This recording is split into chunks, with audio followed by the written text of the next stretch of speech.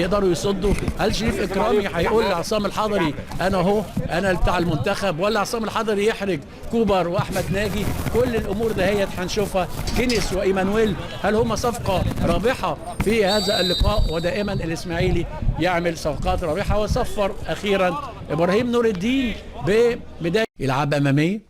محمود عبد العزيز تنزل، الاهلي افضل في نص الملعب فقط من النادي الاسماعيلي، انما النادي الاسماعيلي لما بيمسك الكوره بيبقى اخطر على طول. الكوره على طول وتنزل وتنزل، وادي اماميه في رايه صفاره، مفيش ولا رايه ولا صفاره، ويمسك على طول شريف اكرامي. يا على ايمانويل، يا على ايمانويل، ويا على شريف اكرامي، يا على ايمانويل ويا على شريف اكرامي، ويا على الرجاء وانبي. الرجاء تقدم بهدف تاني على انبي بعد انبي ما تعادل. اسلام فؤاد اللي جابه.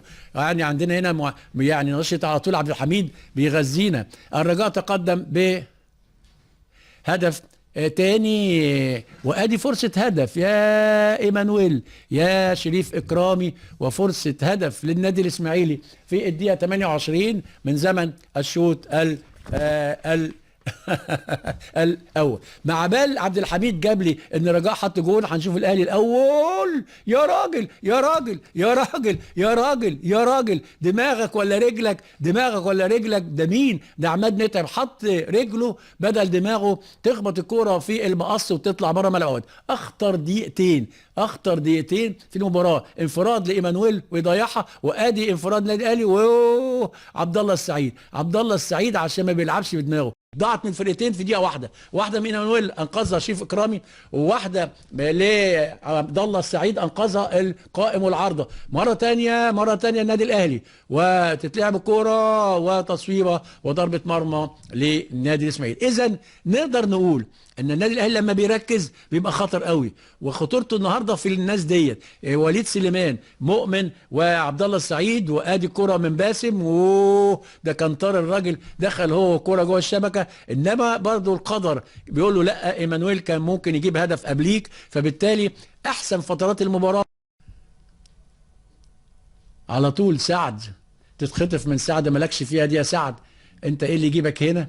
تتلعب الكوره مالكش يا سعد فيها. مره تانية تروح الكوره لكينيس، تروح الكوره لايمانويل. ايمانويل، الله يا اكرامي، الله مش اكرامي، تقع كرة من ايده ولسه بيقول له العب ولا ايه بالظبط؟ هنشوف. انما اكرامي راح في توقيت مظبوط جدا، وخبطت الكرة وخدها، وكانت هيستحوذ عليها انما ما لقاهاش، وصفر ابراهيم نور الدين في ايه. بصوا بقى، دي خطوره الاسماعيلي اهو، السرعه. بصوا العمق الدفاعي للنادي الاهلي. الراجل ده في حاجه جاي من خلف الامام. ادي شريف، ادي شريف المفروض كان يمسكها، انما على طول تخبط الكره في سعد سمير. ادي على طول ايمانويل يلعبها على طول، حلوه حلوه حلوه يلعبها الراجل يعني محمود عبد العزيز. دي خطوره النادي الاسماعيلي، خطوره النادي الاسماعيلي في الانطلاقات من العمق وعلى الاجناب. انما شريف اكرامي نقدر نقول رغم انه غلط في الحته دي، انما انقذ انفرادين. ولحسن حظه ان محمود عبد العزيز ما سيطرش، ولحسن حظه ان سعد سمير كان مصحصح. اذا لو شفنا الحين انا مستريح من الاداء. بصوا بقى المساحات الفاضيه، بصوا الراجل استلم كينيس وودع ايمانويل لكينيس. اللحظات اللي بيمسك فيها الاسماعيلي الكوره خطر جدا خطر جدا خطر جدا. تصويبه من محمود عبد العزيز. وشريف اكرامي نقدر نقول انه نجم المباراه حتى الان. ولما نقول ان شريف اكرامي نجم المباراه حتى الان، لازم تقولوا على طول ان الاسماعيلي هو الاخطر. عيب النادي الاهلي انه مش بيرد ورا وما بيقفلش مساحات، فعنده مساحات فاضيه في نص الملعب. دايما تتلعب الكوره لعبد الله، يلم عبد الله ويبص عبد الله ويلعبها عكسيه. هناك عنده وليد بدماغه يصلحها بره الملعب، او ضربه مرمى للنادي الاسماعيلي. اذا لما انت يا عبد الله تلعب مع وليد وجنبك اتنين جنبك، انهم احسن؟ انه اضمن العب مع اللي جنبي ولا؟ بص حضراتكم الخطوره هنا اهوت. بصوا ادي التصويبه، وادي على طول شريف اكرامي وصده ثالثه، وثلاث صدات، اتنين انفراد، وادي الثالثه. وادي كره عبد الله بدل ما ياخدها بصدره بياخدها ايه؟ بدماغه تطلع بره الملعب، او وليد سليمان. التعادل وليد ووليد يلعبها تتقطع. زمان لما يعوزوا يبطلوا حد كان في ناس كده ما تمررش لحد وتمرر لحد، ده بقى اللقم الكبار. وادي وليد وادي وليد وادي وليد وادي تصويبه خبطت في المدافعين وفقدت قوتها، وعصام الحضري زعلان اللي ما بقتش جامده عشان يقول للناس انا اهو، ويمسكها على طول عصام الحضري. ادي اهو وليد سليمان خدها واهو خدها وعاوز يعمل زي تريزيجيه كده، انما خبطت في البعلي وتفقد قوتها وتروح لعصام الحضري. انما هنشوف ايه الحكايه، كوره ما فيهاش ولا نار ولا اي حاجه، تتلعب الكوره عند حسين السيد، حسين عرضيه حلوه، اوه ادي عصام الحضري، ادي عصام الحضري وادي عبد الله السعيد وادي عصام الحضري وادي عصام الحضري، ادي حسين السيد ويلعب الكوره، عبد الله السعيد بيغمزها بالراحه، تعرف لو بالجامده، انما خد الخطوه وايه، خد الخطوه ممكن تخش في اي حد، انما لو نط من مكانه، انما خد الخطوه عصام وراح، وادي حسين السيد. بصوا بقى عصام عمل ايه، خد الخطوه وراح في اخطر كوره او تاني اخطر كوره للنادي الاهلي بعد الكوره اللي في العارضه او في القايم، وادي هجمه الاسماعيلي وانطلاق في العمق والكره عرضيه، اوه هدف. بقول لحضراتكم ورينا نمرتك كام يا عم، انت نمره 14 يعني ايه، عمرو السوليه. لسه بقول لحضراتكم المساحات الفاضيه في خط ظهر النادي الاهلي، السرعات من عمق الدفاع النادي الاسماعيلي، خطر على النادي الاهلي. بصوا التحرك بدون كره حلو، وجلت الكوره وحسن حظها تروح يعني عمرو السوليه تخبط في سعد سمير وتخش في الدقيقه 43. شوقي يلعبها تحرك حلو قوي من ابراهيم حسن، كره عرضيه تتقلش تروح لعمرو السوليه، والسرعه انتهت بهدف للنادي الاسماعيلي، لهدف النادي الاسماعيلي لعمرو السوليه. عمرو السوليه في الدقيقة على طول 44 من زمن الشوط الأول يحرز هدف التقدم للنادي الإسماعيلي، نتيجة اللي احنا كنا بنقول عليه. بصوا مساحات فاضية، بصوا انطلاقات من نص الملعب، وبالتالي هنشوف مستر جاريدو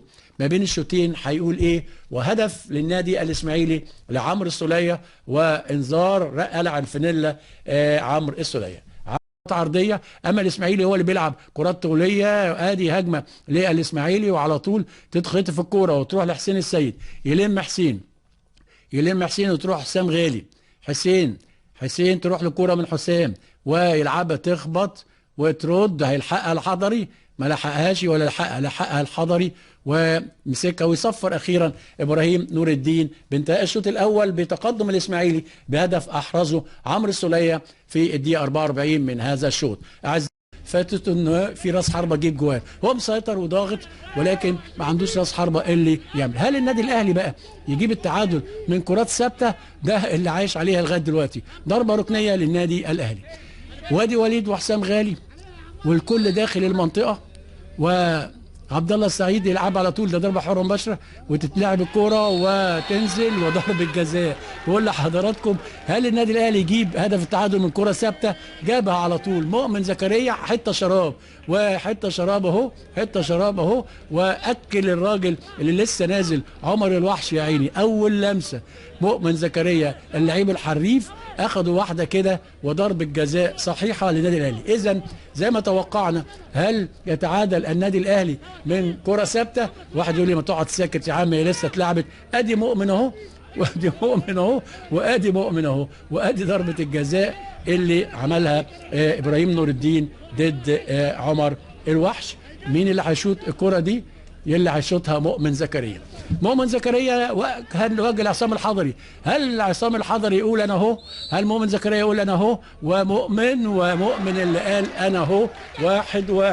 1-1 مؤمن زكريا من ضربة جزاء في وقت قاتل، في الدقيقة 83، يعني في الدقيقة 38 من زمن الشوط الثاني، ويتعادل النادي الاهلي. لغاية كده النادي الاهلي خسران.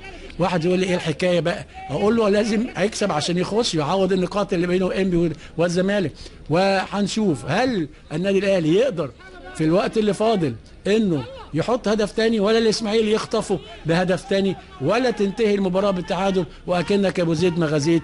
نقدر نقول ايه الحكايه بالظبط. المجموعه بتطلع مع بعض فاهمه بعض. الاهلي بيحاول انه يحرز هدف التقدم بعد ما تعادل في الدقيقه 38 من ضربه جزاء. وبتعمل ايه يا عم وليد؟ هنا ما تصلحش ابدا.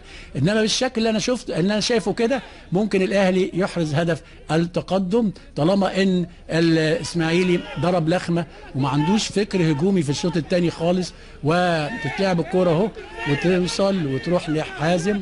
حازم على طول يلم الكوره ويرجعها لشريف اكرامي. شريف اكرامي تنزل الكوره على طول، في لعيب واقع على الارض وفي صفاره من ابراهيم نور الدين. عامل ماتش كويس لغايه دلوقتي ابراهيم نور الدين، ولكن سبحان مغير الاحوال الاسماعيلي في الشوط الثاني نسى الكوره، الاهلي في الشوط الثاني مسك كوره بفضل التغييرات اللي عملها التنشيطيه تريزيجيه ومحمد هاني ومحمد رزق، ولكن ما كانش عنده راس حربه، وبالتالي اتاخر هدف التعادل وجه من ضربه جزاء.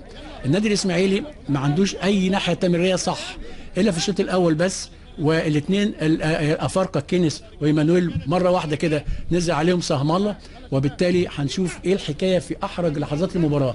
86 دقيقه يعني 41 دقيقه من زمن الشوط الثاني، 41 دقيقه من زمن الشوط الثاني، وباقي على انتهاء الشوط الثاني والمباراه حوالي 4 دقائق غير وقت بدل الضائع. تلك النتيجه خلص. المهم او مع الاسماعيلي برضو كان خلص، الافارقه برضو لسه ما عبروش عن نفسهم لغايه دلوقتي. تتنقل الكره ناحيه اليمين على طول وضربه رمي التماس للنادي الاهلي. الاهلي بيحاول نلعب في الدقيقه الاخيره من الوقت البدل الضائع اللي مدته 5 دقائق و1-1. هل النادي الاهلي زي زمان يحط هدفه في الوقت القاتل؟ وادي رزق، انما برافو يطلع البعلي ويطلعها وتنزل الكرة على طول ويلعبها كده بظهره وتيجي معاه ولمسه يد وضربه حره مباشره للنادي الاسماعيلي. كده صفر الحكم ابراهيم نور الدين بمبدأ السلامه في الوقت الصح جدا بانتهاء ال5 دقائق الوقت بدل